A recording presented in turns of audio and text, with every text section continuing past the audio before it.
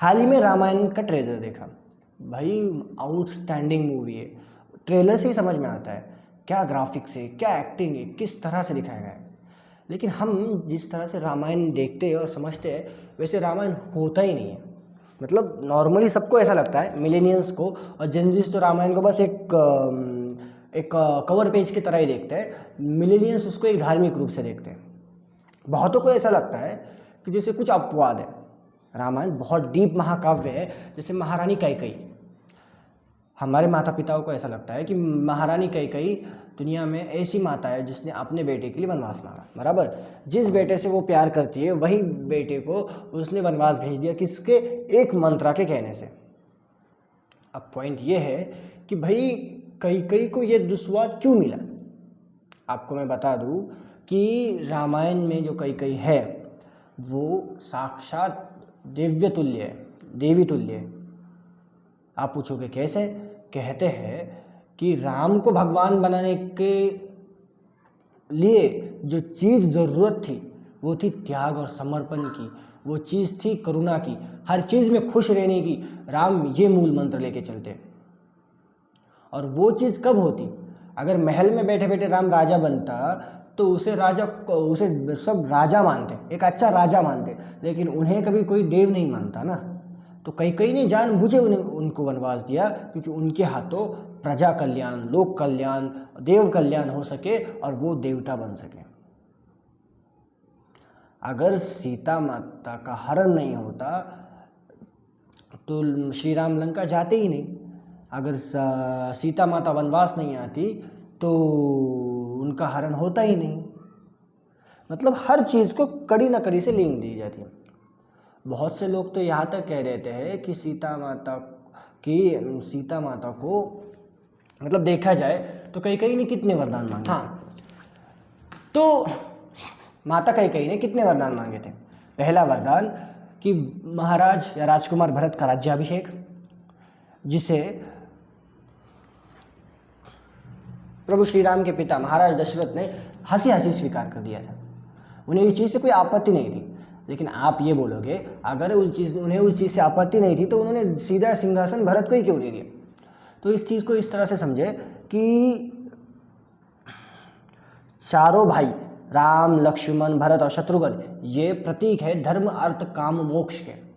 जहाँ मोक्ष श्री राम है, धर्म श्री महाराज भरत है, अर्थ श्री महाराज लक्ष्मण है और काम शत्रुघ्न है। मतलब इन चारों भावों को दिखाया गया है उनके रूप में।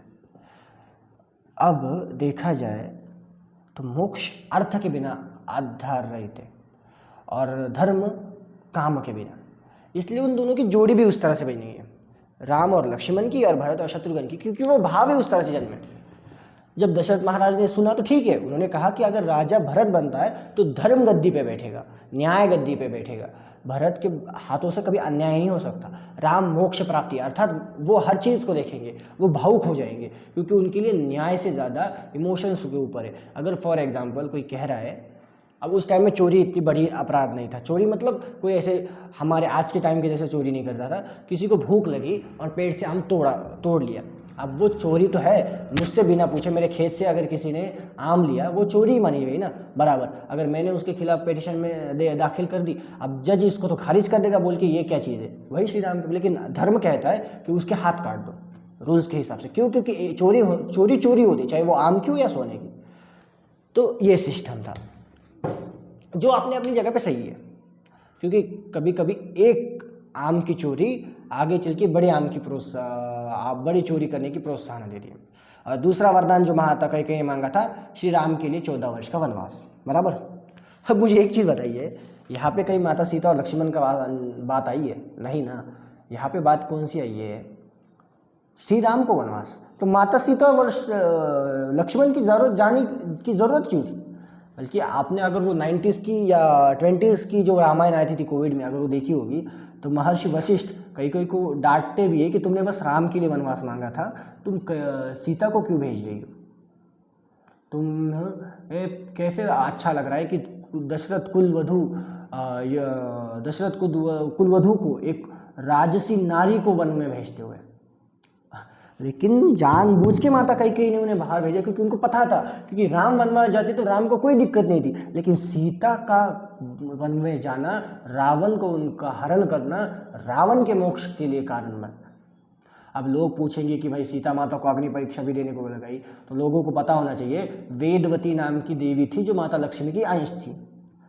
वो श्री हरि नारायण को पाने के लिए तप कर रही थी। तो रावण कामासुर के अधीन होके उसने उस तप के समीप जाके वेदवती माता के बाल पकड़ लिए। अब सीन ये हुआ कि उस जमाने में स्त्री के बाल केवल उसके पति छू सकते हैं या कोई दूसरी औरत छू सकती है। अन्य पुरुष के हाथों का बाल अगर स्पर्श माने गए तो वो स्त्री अपवित्र मानी जाती है और वो चरित्र के ऊपर भी सवाल उठ जाता है। तो माता वेदवती को गुस्सा आया, उन्होंने वही यज्ञकुंड की अग्नि से अपने बाल जला दिए और रावण को श्राप दे दिया कि तेरी मृत्यु का कारण मैं बनूंगी, और अग्निकुंड में खुद की आहुति दे दी। अब वो दिव्य अंश थी, आदि जगत माता के स्वरूप महालक्ष्मी के अंश थी, तो वो जली नहीं, वो अग्निलोक में अपनी पवित्रता फिर से पाने के लिए तप करने लगी। और जब माता सीता को वन में रावण उठाने आने वाला था, तब श्री राम और माता सीता ने माता सीता को पहले ही अग्निदेव को समर्पित कर दिया था और छाया सीता अर्थात माता वेदवती को अपने पास स्वीकार कर लिया था। और वह आगे चल के यही माता वेदवती वेंकटेश प्रभु अर्थात बालाजी में माता लक्ष्मी के रूप में विराजमान हुई और कोल्हापुर में माता अंबाबाई के नाम से भी जानी जाती है। बहुत सी ऐसी चीज़ें जो रामायण में हमें पता ही नहीं है। सबसे प्यारा और गहरा रिश्ता पता है इस पूरे रिलेशन मतलब महाकाव्य में कौन सा है? तो वो है श्री भरत जी का। अपने भाई से इतना प्यार करते थे, इतना प्यार करते थे कि अपनी सगी माँ को तक नकार दिया। भाई इतना बड़ा साम्राज्य, इतना शक्तिशाली साम्राज्य था इसका अयोध्या का, और वो भाग्य ने भरत जी के झोले में डाल दिया था। लेकिन भाग्यों को भी नकार के जो धर्म के राह पे चढ़े वो भरत है। आप सोचो ना कि भाई ठीक है जो हुआ वो हुआ, प्रैक्टिकली देखा जाए तो भरत महाराज को तो गद्दी मिली गई थी ना, गद्दी मिली गई थी ना, तो क्या बैठ जाते? अपने भाई से प्यार तो करते, 13 साल बाद वापस तो आने ही वाले थे वो, अपने भाई को सम्मान दे देते, उन्हें कुछ काम ही नहीं करवाते। राज तो मिल ही रहा था ना राजकार करने के लिए। अब मेरे जैसा आदमी होता तो मैं बोलता ठीक है गद्दी तो मिल गई ना, भैया को कैसे करके मना लूंगा कि भैया वन में मत जाओ, मैं यहाँ पे महल में आपके लिए वन बना देता हूँ, राज में करूँगा, आप बस मुझे गाइडलाइन कीजिए, मेरा प्यार भी रह जाता और भैया भी बुरा। अब राम जैसा भाई हो तो बुरा भी क्या मानेगा भाई? लक्ष्मण जैसे भाई होते तो बुरा मान लेता। भगवान लक्ष्मण तो खुद अपने भाई के विरुद्ध खड़े हो गए थे राम जी के लिए। ये मेरी थॉट्स है, क्योंकि असल रामायण ना जो मैंने कहा ना कि बहुत सुंदर है भरत जी का प्रेम। जो व्यक्ति धर्म के लिए नसीब को भी नकार दे, भाग्य को भी नकार दे, वो धर्म है। हम भूल जाते हैं कि व्यक्ति और व्यक्ति महत्व को धर्म से जानना बहुत जरूरी है। आप पूछोगे ऐसा क्यों? तो एक चीज बता देता हूं। धर्म ये होता है कि किसी चीज़ को अच्छा या बुरा दिखाना। अब पॉइंट ये है कि हमारी जनरेशन बुरी चीज़ों को इतना ग्लोरीफाई करके सामने रखती है जो अच्छी चीज़ों को दबाता है। हाल ही में मैं अपने दोस्तों से मिला था। अब मैं ना ड्रिंक करता हूँ, ना स्मोक करता हूँ, ना नॉनवेज खाता हूँ। मैं भक्ति करने वाला सीधा साधा आदमी, अपने काम से काम मतलब रखने वाला।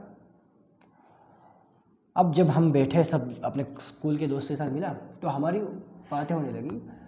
वो मुझे कहने लगा कि यार अब सुट्टा वुट्टा पीता है? मैं बोला नहीं यार। तो मैं बोला क्यों? बोले हमको पीना है। मैं बोला पी लो, मुझे ऐसा कोई दिक्कत नहीं, बस साइड में जाके पीना, मुझे कोई शौक नहीं है उस सुट्टे का धुआं सूंघने में। भाई मैं अपनी हेल्थ के साथ क्यों कम्प्रोमाइज़ करूँ? लेकिन उनके साथ जितने भी हमारे बाकी दोस्त हैं ना, उन्होंने बोला कि यार एक बार पी के देख। पीयर प्रेशर करना शुरू कर दिया, एक बार पी के देख कितना मज़ा आता है, ये आता है वो आता है, और उन सब ने उसकी साइड ले ली। हमारी बैच अगर 55 स्टूडेंट्स की थी 10th की, तो उसमें से बस 6 बच्चे ऐसे हैं जो सिगरेट दारू इनको हाथ नहीं लगा था, और एक ही ऐसा लड़का, 2 ही ऐसे लड़के जो नॉनवेज को तो हाथ नहीं लगा थे। अब नॉनवेज खाना बस सही बात है या बुरी बात है, मुझे कोई उसमें लॉजिक नहीं दिखता, वो बिल्कुल ही बुरी बात है। किसी जानवर को अपने स्वार्थ के लिए काटना ये बुराई है। अब लोग बोलेंगे तो सब्जी को तो काट ही रहते, तो भाई स्थूल जीव है वो, स्थूल जीव है। मुझे तो जैनिज्म का भाई वो कल्चर इतना पसंद आता है, मतलब इतनी दया, इतना ही मानवता कि वो आलू मूली, प्याज, लहसुन ये क्यों नहीं खाते? क्योंकि उनको निकालने की वजह से एक पूरा झाड़ नष्ट हो जाता है, एक जीव नष्ट हो जाता है। इसका मतलब यार उन्होंने कितना अहिंसा को प्रेरणा दी हुई है। और जहाँ बौद्ध लोग तो यहाँ तक हो चुके हैं कि जो गौतम बुद्ध ने अहिंसा को सबसे ऊपर रखा, वो हिंसा करते हैं। अब चीज़ ये है कि हम धर्म को मानने को तैयार नहीं है, धर्म को मानते तो लेकिन निभाने को तैयार नहीं है। ये हिंदुइज्म में भी प्रॉब्लम है, ये इस्लाम में भी प्रॉब्लम है, ये बुद्धिज्म में भी प्रॉब्लम है, ये सिखिज्म में प्रॉब्लम है, ये क्रिश्चियनिज्म में प्रॉब्लम है। बहुत अलग अलग चीज़ें।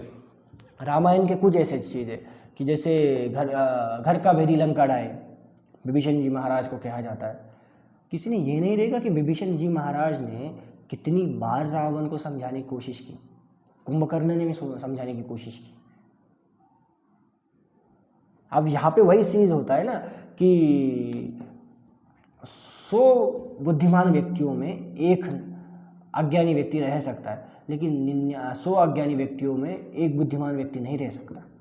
वही हुआ जब विभीषण जी आ रहे थे ना श्री राम के पास, तब श्री राम ने ना सभा बुलाई सभी की, जामवंत जी महाराज, हनुमान भगवान एक्सेट्रा एक्सेट्रा, इन सबकी कहा कि भाई सुग्रीव की, इनकी कि कहा भाई आ जाओ बात करते, ये विभीषण तो हमें ज्वाइन करना चाहता है। तब विभीषण ने बोला कि ये कैसे पॉसिबल है, रावण मूर्ख है क्या?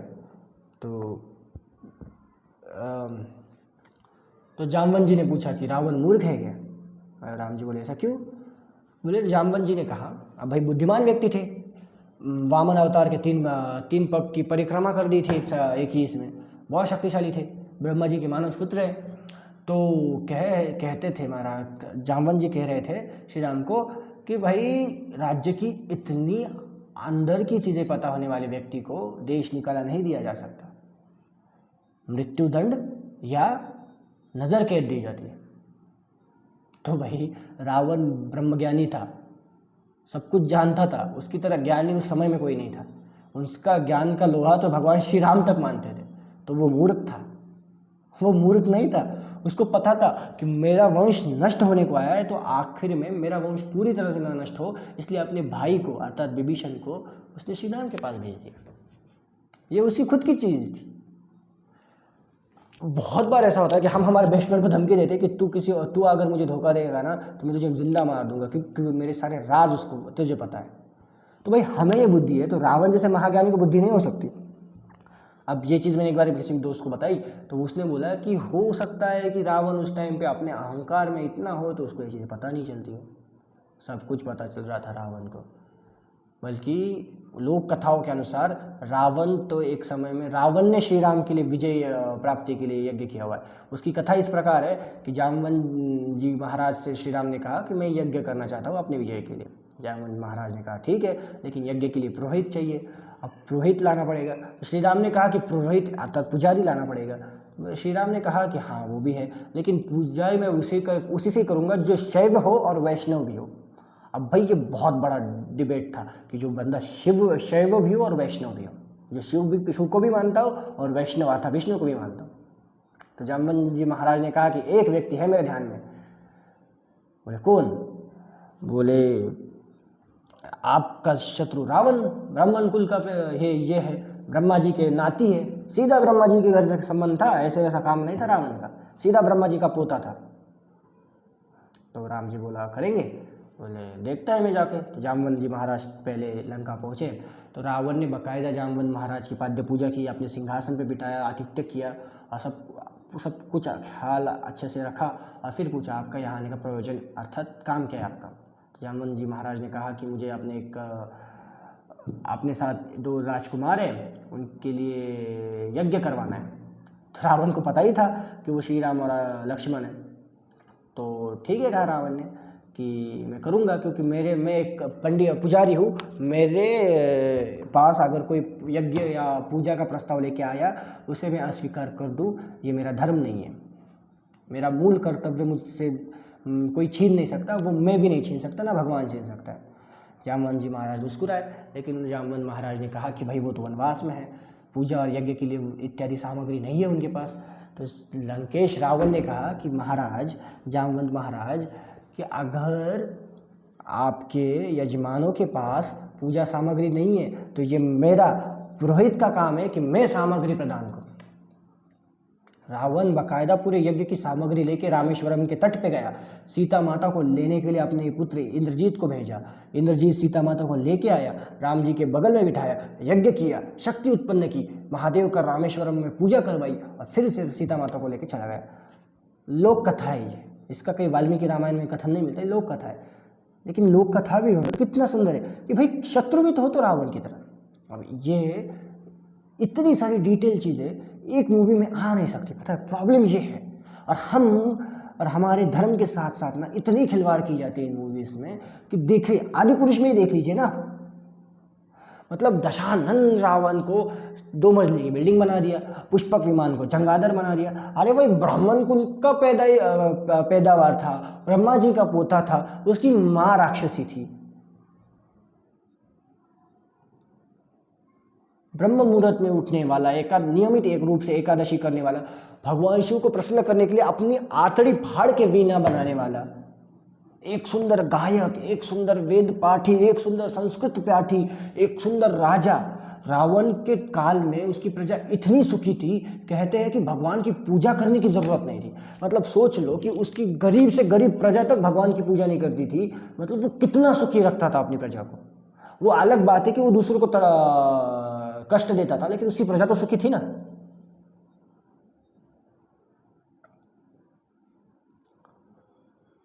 पूरी चीजों को समझने के लिए आपको खुद धर्म के बारे में जानना पड़ेगा। बारे में ये देखो, मैं हमेशा मानता हूं रिलीजन और साइंस साथ में नहीं चल सकते, लेकिन अच्छी आदतें और साइंस दोनों साथ में चल सकते हैं।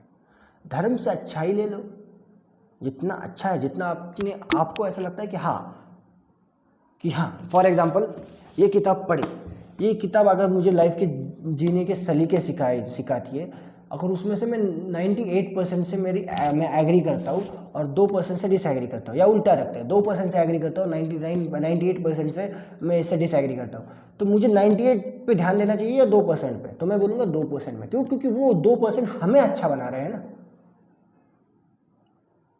लेकिन कोई ध्यान ही नहीं देना चाहता। तो इसीलिए कहता हूँ किताबें पढ़ो, धर्म को जानो, और तब तक मत जानो जब तक आपकी शंकाएं दूर ना हो। सवाल पूछो, क्योंकि सवाल से ही धर्म आगे बढ़ता है। बाबा साहेब अम्बेडकर ने जो संविधान बनाया है, उसकी मदद से हमें हमारे धर्म को जानने के लिए मिल चुका है, इसलिए जानो। मूवीज़ के ऊपर डिपेंडेंट मत रहो। मूवीज़ आपको आइडिया दे सकती है, लेकिन उस आइडिया से असल चीज़ें आपको समझ में आती है या नहीं आती, ये पता नहीं होती। इसलिए पूरी जानो। 30 सेकेंड की रील से पूरा ज्ञान नहीं मिल सकता, 2.5 और 2, 3 और 4 घंटे की मूवी से पूरा ज्ञान नहीं मिल सकता। लोगों की ज़िंदगी चली जाती है वो महाकाव्य पढ़ के उसको समझने के लिए। वैसे एक इंटरेस्टिंग फैक्ट बता दूँ, हिटलर तक भगवद गीता पढ़वाता था अपने साइंटिस्ट से। ओपनहाइमर ने तक भगवद गीता पढ़ रखी है, तो हम और आप क्या है? बड़े बड़े साइंटिस्ट तक भगवान का अस्तित्व मानते हैं। आपको पता होना चाहिए कि न्यूटन ने तक अपने एक सेमिनार में ये कह चुके हैं कि ये दुनिया इतनी परफेक्ट है कि ये नेचुरली बन ही नहीं सकती। जैसे कोई ना किसी ने तो भी बनाया है। अगर अल्बर्ट आइंस्टाइन, न्यूटन जैसा व्यक्ति अगर भगवान को मानता है, तो आप और मैं तो उनके सामने चींटी बराबर है।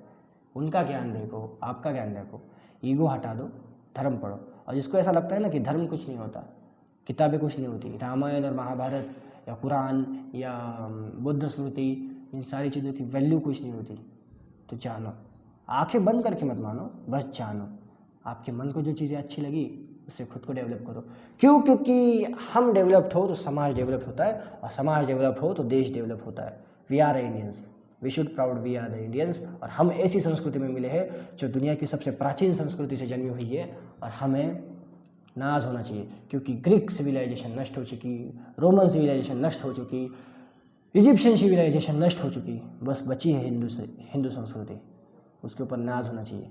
हमारे पुरखे कौन थे और कैसे थे, मैं अगले वीडियो में बताऊंगा, और बताऊंगा कि मैंने उनको कैसे लिया अपनी ज़िंदगी में। So welcome to the soul and story, the human diary. बताऊंगा वो जो चाहता है मेरा मन। क्यों, सही बात है कि नहीं?